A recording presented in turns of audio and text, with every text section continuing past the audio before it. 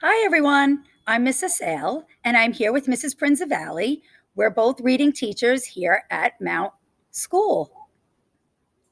We're excited to share one of our most favorite books with you today. It's called Learning to Ski with Mr. Magee by Chris Van Dusen. We hope you enjoy it. Learning to Ski with Mr. Magee by Chris Van Dusen. One winter morning at 6:53, Mr. Magee and his little dog Dee woke to fresh snow and a beautiful sky and decided it's time to give skiing a try. Before we drive all the way up to Mount Snow, follow me, Dee. I know right where to go. Across from the house and just up the way is a great little hill with a view of the bay. We'll practice up there till we learn how to ski, then we'll head for the mountains, said Mr. Magee. A few minutes later, they came to a spot where nothing could get in their way, Magee thought. So he put on his skis, Dee hopped in the pack, and with poles in his hands and his dog on his back, he inched to the edge very slowly until his skis teeter-tottered, then started downhill. Not far down the hillside from Mr. Magee, and just out of sight, there happened to be a curious moose. He was out on a search for the succulent sticks of the great northern birch. Then he spotted a tree, the biggest he'd seen, on the opposite side of a gaping ravine. The moose turned around, and what did he see? Mr. Magee and his little dog Dee. The moose was so shocked he stood frozen in fear, but Mr. Magee hadn't learned how to steer.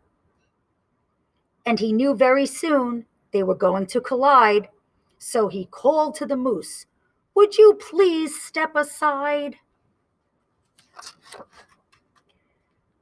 But the moose didn't move, so Magee yelled, "Duck!" And that was the moment they ran out of luck. 'Cause while they were sliding right under the moose, the tips of the skis snagged the log of a spruce.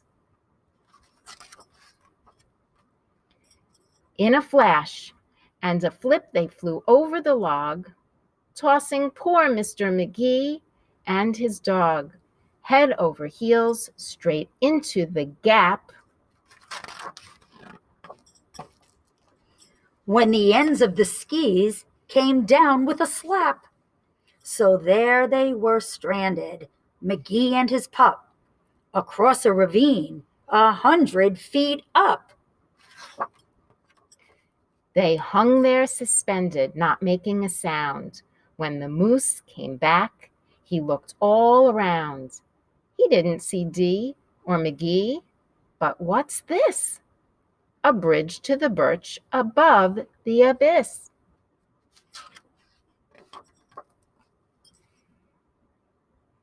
The moose took a step. He was steady and slow, but his weight caused the skis to sag and to bow. And when he looked down, his heart skipped a beat, for Mr. Magee was right under his feet.